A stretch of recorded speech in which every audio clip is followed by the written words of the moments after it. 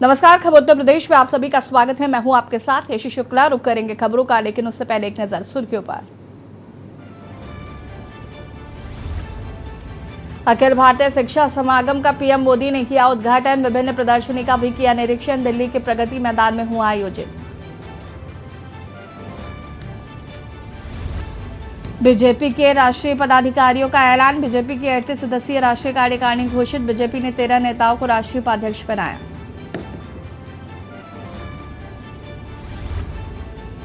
7 अगस्त से यूपी विधानसभा का मानसून सत्र। मानसून सत्र से पहले हो सकता है मंत्रिमंडल विस्तार। कई नए विधेयक पेश किए जाने की संभावना। योगी मंत्रिमंडल विस्तार पर दिल्ली में मंथन। पूर्व मंत्री और विधायकों की लग सकती है लॉटरी। पार्टी में शामिल हुए नेताओं पर भी मंथन हुआ। यूपी के 37 जिलों में बारिश का अलर्ट। कई जिलों में बिजली गिरने की आशंका। पूर्वी यूपी में अब 31 जुलाई तक बारिश के अनुमान।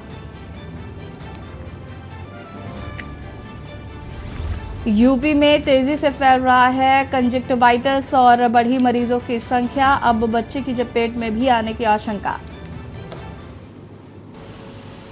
देख रहे हैं के न्यूज़, खबरों का सारथी। लखनऊ से खबर आपको बता देते हैं, जो आप पर नई शिक्षा नीति के 3 साल पूरे हुए। 3 साल पूरे होने पर पीएम मोदी का संवाद। पीएम के संवाद कार्यक्रम में बच्चों ने किया प्रतिभाग। कई सरकारी स्कूलों से बच्चों ने वर्चुअल किया प्रतिभाग। प्राथमिक स्कूल की शिक्षा व्यवस्था को मजबूत बनाने पर चर्चा। 5+3+3+4 के तहत बच्चों को शिक्षा देने पर जोर। नई शिक्षा नीति के 3 साल हुए पूरे।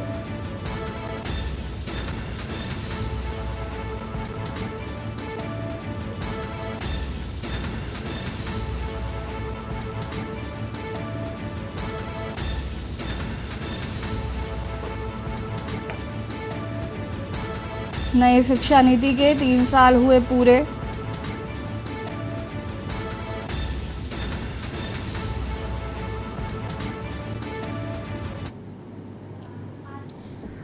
देखिए, नई राष्ट्रीय शिक्षा नीति में क्या है कि हमारे बच्चे जो पढ़ेंगे उसका जो सेटअप बनाया गया 5+3+3+4। तो जो शुरू के 5 साल हैं, जैसे 3 साल का बच्चा होगा जो हमारे पास आएगा, आंगनवाड़ी का जो बच्चा हुआ, बाल वाटिका 3 साल रहेगा। 3 साल 3, 4, 5, 6 ये 3 साल निकल गए। उसके बाद क्लास 1 और 2, तो ये हमारा 5 साल हो गए शुरू के। जब बच्चा सिर्फ 6 साल की उम्र में आता था तो उस समय उसका 5 साल की उम्र तक तो उसका मैक्सिमम डेवलपमेंट हो गया है ब्रेन का। फिर हमको सिखाने में थोड़ा मुश्किल होती थी। उस बच्चे को उस स्कूल में एडजस्ट करने में, अपनी फैमिली से दूर होने में थोड़ा दिक्कत होती थी। और लखनऊ से खबर आपको बता देते हैं, जहां पर बीजेपी के पूर्व प्रदेश अध्यक्ष को मिली है बड़ी जिम्मेदारी। पूर्व प्रदेश अध्यक्ष डॉक्टर लक्ष्मीकांत वाजपेयी को मिली जिम्मेदारी। लक्ष्मीकांत वाजपेयी को मिली जिम्मेदारी। लक्ष्मीकांत वाजपेयी बनाए गए राष्ट्रीय उपाध्यक्ष। भाजपा की राष्ट्रीय टीम में यूपी के कई नेताओं को जगह। एमपी आरएमडी अग्रवाल राष्ट्रीय महासचिव बने। एमपीएल के वाजपेयी राष्ट्रीय उपाध्यक्ष बने। अरुण सिंह फिर से राष्ट्रीय महासचिव बने। एमएलसी तारिक मसूद राष्ट्रीय उपाध्यक्ष बनाए गए। रेखा वर्मा फिर से राष्ट्रीय उपाध्यक्ष बनाई गई। एमपी सुरेंद्र नागर को राष्ट्रीय मंत्री बने हैं। राजेश अग्रवाल फिर से कोषाध्यक्ष बने। शिव प्रकाश सह संगठन मंत्री बनाए गए हैं।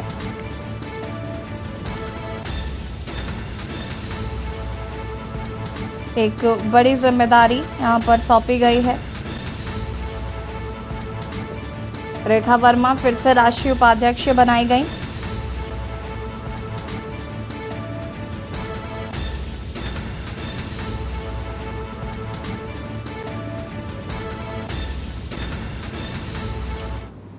लखनऊ से खबर, जहां पर या हुसैन के सदाओं से गूंज उठा लखनऊ। गमजदा माहौल में निकाला गया यौम आशूर का जुलूस।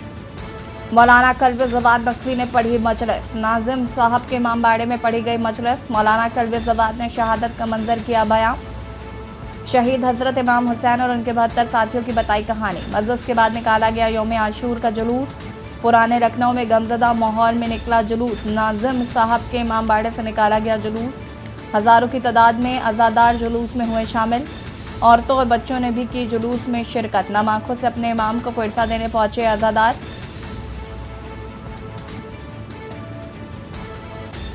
सुरक्षा व्यवस्था को लेकर प्रशासन मुस्तैद दिखा। सीसीटीवी कैमरों से निगरानी की गई। पुराने लखनऊ में गमज़दा माहौल में निकाला गया जुलूस।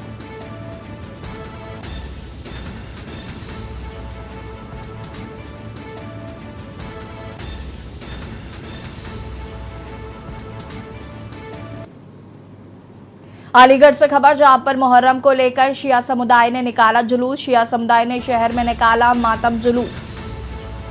जुलूस के दौरान भारी संख्या में नजर आया पुलिस बल। जुलूस में लोगों ने मातम कर खुद को किया लहूलुहान। शिया समुदाय के लोगों ने निकाला जुलूस। जुलूस के दौरान भारी संख्या में प्रशासन रहा मौजूद।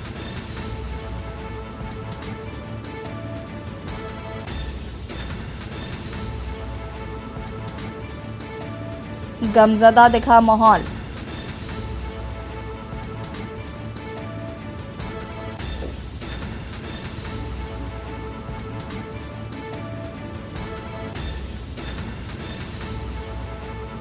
गमज़दा दिखा माहौल।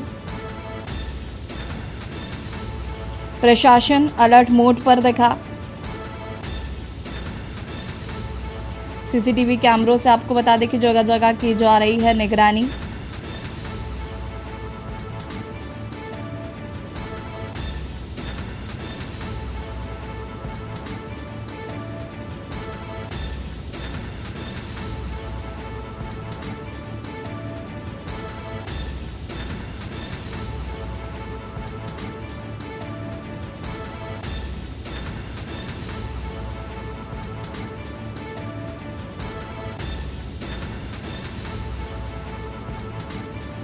जुलूस के दौरान भारी पुलिस बल तैनात किया गया।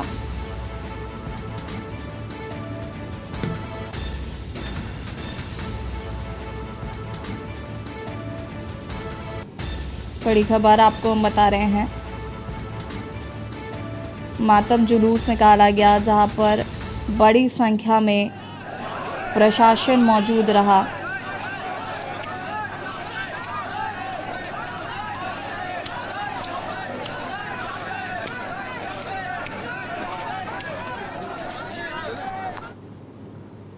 उत्तर प्रदेश के अमरोहा जनपद की गजरौला थाना पुलिस ने एक ऐसे हाईटेक वाहन चोर गिरोह का पर्दाफाश किया है जो चोरी के वाहनों को शायराना अंदाज में नंबर प्लेट और दस्तावेज बदलकर OLX पर बेचा करता था। पुलिस अधीक्षक आदित्य ने जानकारी देते हुए बताया कि अमरोहा जनपद की गजरौला थाना पुलिस ने वाहन चेकिंग के दौरान अजय उर्फ बब्बू, मोहम्मद अब्दुल्ला और सचिन नाम के 3 शातिर वाहन चोरों को गिरफ्तार किया है, जिनके कब्जे से चोरी की 3 मोटरसाइकिल और 1 लैपटॉप और 1 प्रिंटर और एक फर्जी दस्तावेज उपकरण बरामद हुए हैं। एसपी ने बताया कि इनके खिलाफ दर्जनों मुकदमे दर्ज हैं। इनके खिलाफ मुकदमा लिखकर कार्रवाई की जा रही है।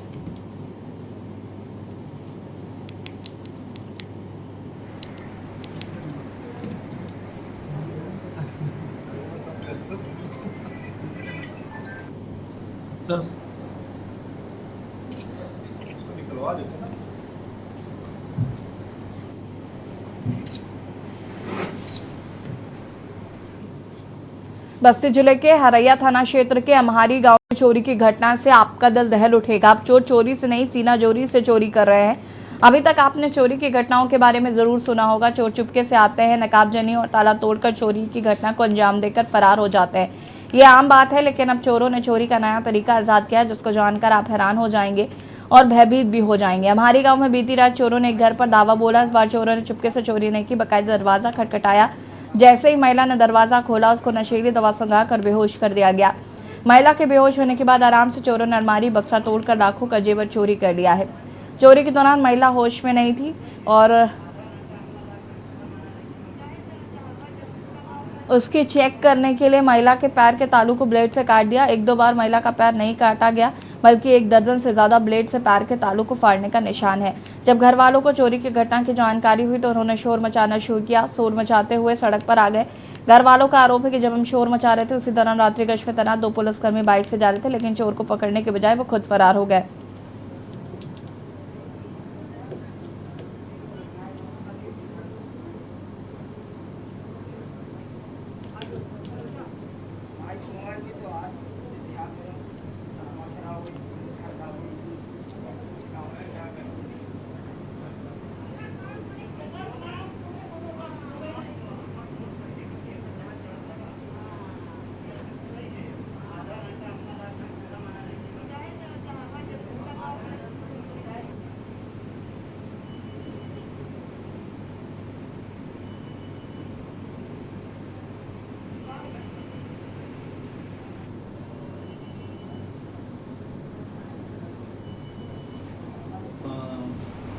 हमारी कस्बे के रहने वाले सुरेश सोनी पुत्र राजा राम सोनी ने सूचना दिया कि उनके घर में जब लोग सो रहे थे तो अज्ञात चोर उनके घर में घुस गए थे और उनकी बहू को कुछ नशीला पदार्थ सुंघा दिए जिससे वो बेहोश हो गई। और उसी दौरान उनके परिवार के लोग जग गए तो जो भी अज्ञात चोर घुसे हुए थे घर में वो निकल कर भाग गए। इस सूचना पर जो थाने की हरिया थाने की मोबाइल थी, चीता मोबाइल, वो उसी क्षेत्र में थी। सूचना मिलने पर तत्काल रात्रि में ही मौके पर पुलिस टीम पहुंची और वहां जांच पड़ताल किया। तो वहां पर इस घटना के संबंध में कोई बहुत पुख्ता साक्ष्य नहीं पाए गए हैं और जो महिला जिसे बेहोश होने की बात बताई गई थी, जिसको सीएचसी भेजा गया था, वहाँ डॉक्टर से बात हुई तो डॉक्टरों ने बाद इसमें जांच और परीक्षण के बाद उसको कोई भी नशीला पदार्थ सुंघाने की बात की पुष्टि नहीं की है। इसके संबंध में और भी अभी गहराई से SHO हरैया द्वारा छानबीन की जा रही है और छानबीन के बाद जो भी चीज़ें तथ्य निकल कर आएंगे उसके आधार पर उसमें हम लोग आवश्यक वैधानिक कार्रवाई करेंगे और मौके पर शांति व्यवस्था बनी हुई है। उत्तर प्रदेश में आजकल योगी राज में कानून व्यवस्था चाक चौबंद होने के दावों के साथ दबंगों के कहर पर लगाम लगाने का दावा यूपी पुलिस लाख बार कर ले, लेकिन दबंग है कि कानून के ऊपर खुद को समझकर कानून हाथ में लेकर दबंगाई करने से बाज नहीं आ रहे हैं। ऐसा एक मामला गाजीपुर के थाना जमानिया थाना का सामने आया, जिसमें एक वायरल वीडियो में साफ देखा जा रहा है कि दबंगों द्वारा एक खेत पे ट्रैक्टर चलाया जा रहा है और वहीं उसको रोकने गए एक बुजुर्ग को दूसरे दबंग ने धकेल दिया। जब बुजुर्ग गिर गए तो उनका दिव्यांग पुत्र छड़ी के सहारे उस आदमी को मना करते हुए आगे बढ़ा। उस दबंग ने उस दिव्यांग को भी पकड़कर बेरहमी से खेत में पटक दिया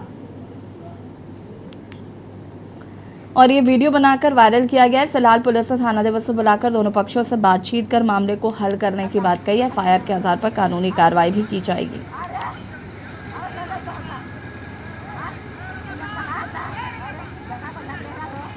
इसको उचित धाराओं में अभियोग पंजीकृत कर लिया गया है। प्रथम दृष्टया जो संज्ञान में आया था यह है कि जो व्यक्ति दिव्यांग है वो तथा उसके विपक्षी के बीच जमीन का विवाद चल रहा है और जो प्राथमिक स्तर पर जानकारी की गई है उसमें जो दिव्यांग व्यक्ति है इसने जाके वहाँ रोक टोक का प्रयास किया। हालांकि अभी तक कि में ये बताया गया है कि इसका पक्ष कमज़ोर है ज़मीन के उस भूखंड को लेकर, लेकिन क्योंकि ये दिव्यांग था इस तरह का कृत्य कहीं से भी उचित नहीं है। उचित धाराओं में मुकदमा लिख लिया गया है। मौसम विज्ञान विभाग के अनुसार शुक्रवार से पूर्वी उत्तर प्रदेश में बारिश की संभावना जताई गई थी। संभावना के अनुसार कुछ स्थानों पर हल्की बारिश भी हुई, लेकिन यह बारिश पूर्वी उत्तर प्रदेश वासियों को भीषण गर्मी से निजात दिलाने में असफल साबित हुई। मौसम विज्ञान विभाग ने उत्तर प्रदेश के बांदा, चंदौली, चित्रकूट, मिर्जापुर में सोनभद्र और आसपास के इलाकों में हल्की बारिश की चेतावनी जताई है।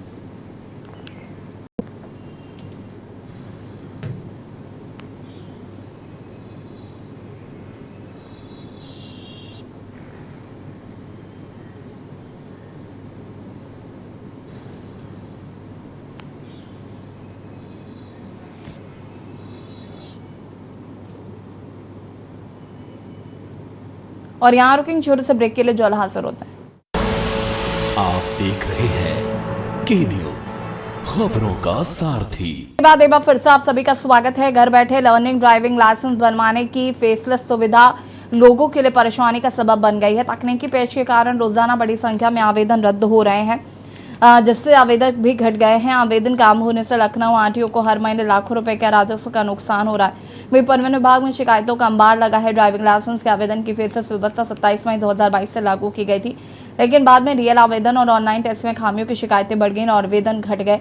वहीं इस विषय में आरटीओ प्रशासन अखिलेश त्रिवेदी का कहना है कि नई व्यवस्था होने के कारण लोगों में इसकी जानकारी का अभाव है, जिसके कारण आवेदकों की संख्या घटी है। इससे राजस्व को नुकसान तो हो ही रहा है, साथ ही साथ लाइसेंस भी कम बन रहे हैं। इसके साथ ही आरटीओ ने फेसलेस लर्निंग लाइसेंस बनाने की प्रक्रिया के बारे में विस्तार से जानकारी साझा की है।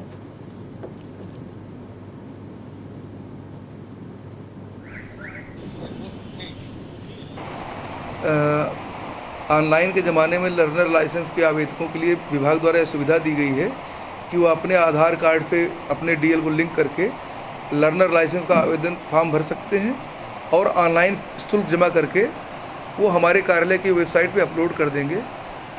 उसी दिन अथवा अगले दिन हमारे कार्यालय द्वारा उसका वेरिफिकेशन हो जाएगा। यदि उनके प्रपत्र ठीक रहेंगे तो हमारे यहाँ पे उनको एक मैसेज चला जाएगा जिसमें एक पिन पासवर्ड होगा। उसके द्वारा जब वो अपने मोबाइल या लेटर जो भी लैपटॉप किसी भी उस पर कंप्यूटर पर डालेंगे तो पहले एक 2 मिनट का ट्यूटोरियल खुलेगा, एक वीडियो क्लिप चलेगी। वीडियो क्लिप को देख लें, उसी वीडियो क्लिप से रिलेटेड एक क्वेश्चन पेपर खुलेगा जिसमें 15 क्वेश्चन आएंगे। संबंधित आवेदक को उनका ऑनलाइन ही अपने घर से बैठकर रात में जब भी मौका मिले, सुबह शाम दोपहर किसी भी समय, वो कहीं पर हो, उनको कार्यालय आने की आवश्यकता नहीं है। वो यहाँ पे हो, मुंबई में हो, अपने घर में हो, कहीं इवन दुबई हो, अमेरिका हो, कहीं हो, वहाँ से अपना वो ड्राइविंग टेस्ट दे सकते हैं। 15 क्वेश्चन पेपर में जो आएंगे उसमें 9 क्वेश्चन पास करते ही उनके पास पास का मैसेज पहुँच जाएगा। में शांतिपूर्ण ताजिया जुलूस निकालने को लेकर जिलाधिकारी संजय कुमार सिंह की अध्यक्षता में पीस कमेटी की बैठक संपन्न हुई। बैठक के दौरान जिलाधिकारी और पुलिस अधीक्षक ने संबंधित अधिकारियों को निर्देश देते हुए कहा कि जिस मार्ग से ताजिया निकालेंगे उस मार्ग को पहले से निरीक्षण कर देख लें और पेड़ की कटाई करनी हो तो करा ली जाए, अगर तार नीचे या ढीले हो तो उसको ठीक करा दिया जाए।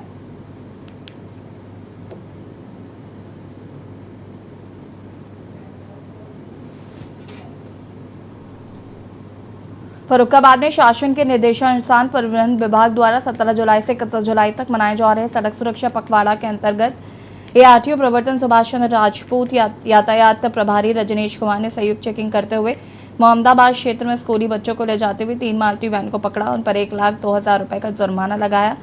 मोहम्मदाबाद क्षेत्र में ही ओवरलोड वाहनों को पकड़कर 85,000 का जुर्माना लगाया। मार्ग पर चलने वाले वाहनों को विशेषकर ई रिक्शा एवं ऑटो रिक्शा की भी चेकिंग की गई। एक ई रिक्शा नाबालिग द्वारा चलाते हुए पाए जाने पर उसे कादरी गेट थाने में सीज कर दिया गया है। दूसरा रिक्शा चालक द्वारा मद्यपान कर वाहन चलाया जा रहा था, उसे भी थाना परिसर में खड़ा कर दिया गया।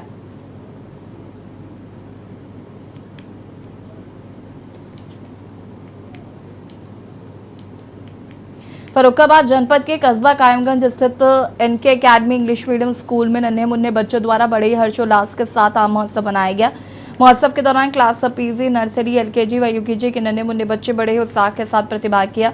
महोत्सव के दौरान येलो कलर की ड्रेस में आम के स्वरूप में सजे बच्चों द्वारा मैंगो गाने पर आकर्षक नृत्य पे विशेष आकर्षण का केंद्र रहा। इस अवसर पर आयोजित मैंगो पार्टी के दौरान बच्चों को आम व मैंगो टॉफी खिलाई गई। महोत्सव का शुभारंभ स्कूल के संस्थापक किशन प्रसाद अग्रवाल, इंदु रानी अग्रवाल, प्रबंधक अनुपम अग्रवाल, डायरेक्टर मधु अग्रवाल, श्रेष्ठा अग्रवाल, श्रुतिका अग्रवाल, प्रधानाचार्य शिवानी प्रसाद व HOD मोहित दुबे द्वारा संयुक्त रूप से मां सरस्वती के चित्र पर माल्यार्पण कर व दीप प्रज्वलित कर किया गया।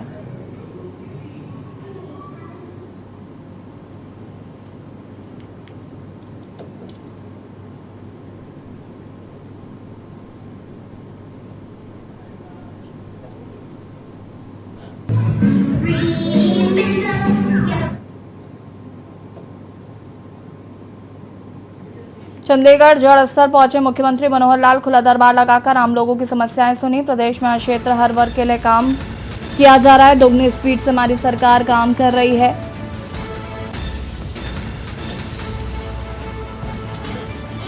एम्स के लिए इलाके के लोगों को सीएम ने बधाई दी है। ट्रांसफर पॉलिसी को ऑनलाइन कर सरल बनाया गया है, सीएम की तरफ से यह जानकारी साझा की गई है। उन्होंने कहा कि दोगुनी स्पीड से हमारी सरकार काम कर रही है। प्रदेश में हर क्षेत्र हर वर्ग के लिए काम किया जा रहा है।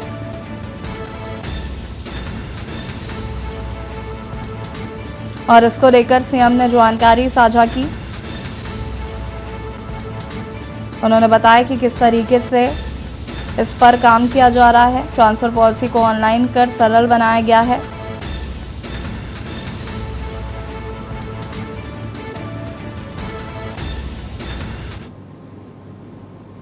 चंडीगढ़ से खबर, जहां पर जरथल गांव में सीएम मनोहर लाल की घोषणा। स्थानीय राजकीय प्राथमिक पाठशाला में 2 कमरों को मंजूरी।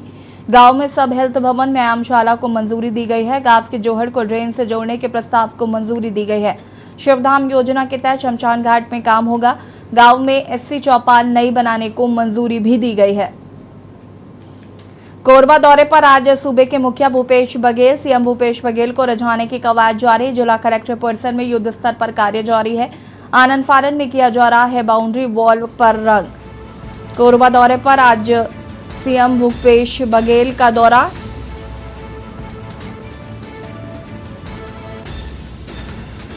जिला कलेक्टर परिसर में युद्ध स्तर पर कार्य जारी।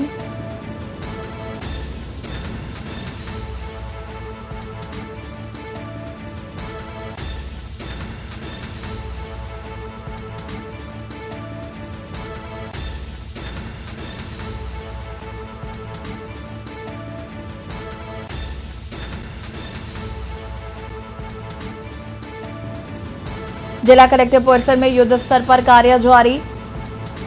आनंद फानन में किया जा रहा है बाउंड्री वॉल पर रंग। कोरबा दौरे पर आज सूबे के मुखिया भूपेश बघेल। सीएम भूपेश बघेल को रिझाने की कवायद जारी।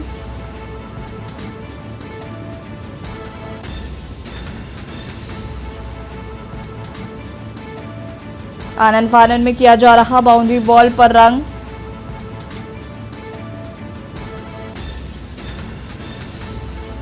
आपको बता दें कि सूबे मुखिया भूपेश बघेल का कोरबा दौरा है, जिसको लेकर प्रशासन अलर्ट मोड पर नजर आ रहा है।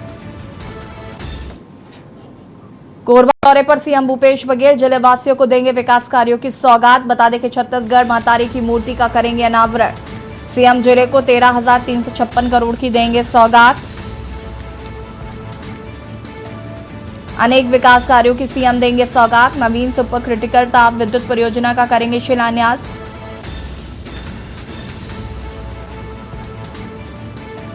₹12,915 करोड़ की अनुमानित लागत, 325 करोड़ लागत की शासकीय मेडिकल कॉलेज का लोकार्पण।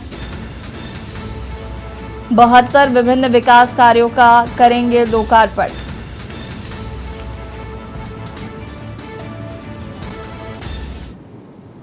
और इसी बीच आपको चंडीगढ़ से खबर बता देते हैं, जहां पर जड़थल गांव में सीएम मनोहर लाल की घोषणा। स्थानीय राजकीय प्राथमिक पाठशाला में 2 कमरों को मंजूरी। गांव में सब हेल्थ भवन को मंजूरी।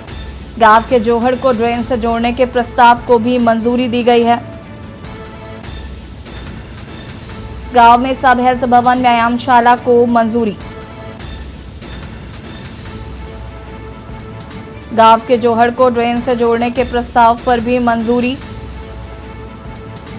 शिवधाम योजना के तहत शमशान घाट में होगा काम।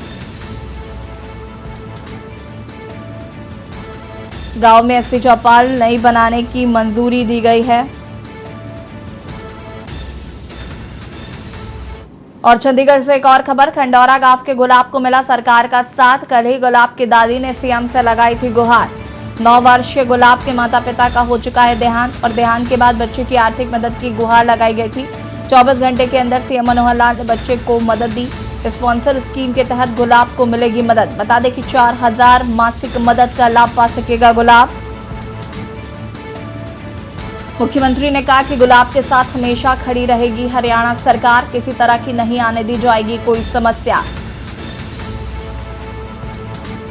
स्पॉन्सर स्कीम के तहत गुलाब को मिलेगी मदद। 4,000 मासिक मदद का लाभ पा सकेगा गुलाब।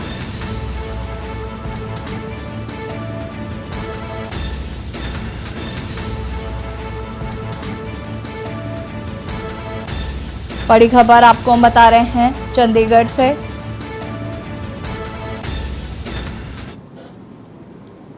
रेवाड़ी में आज दूसरे दिन सीएम मनोहर का जनसंवाद। सीएम मनोहर लाल खट्टर सुनेंगे जन समस्याएं।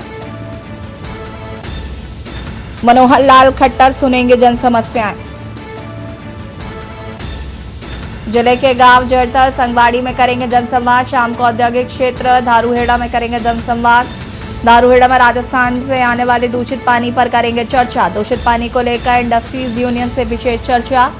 आपकी बेटी हमारी बेटी कार्यक्रम में करेंगे शिरकत। ऑडियो कॉन्फ्रेंसिंग के माध्यम से लाभार्थियों से करेंगे बात।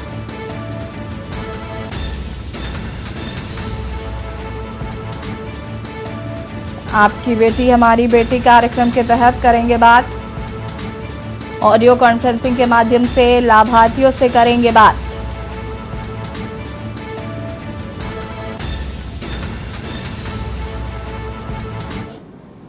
बुलेटिन में इतना ही। देखते रहिए के न्यूज़ इंडिया। नमस्कार।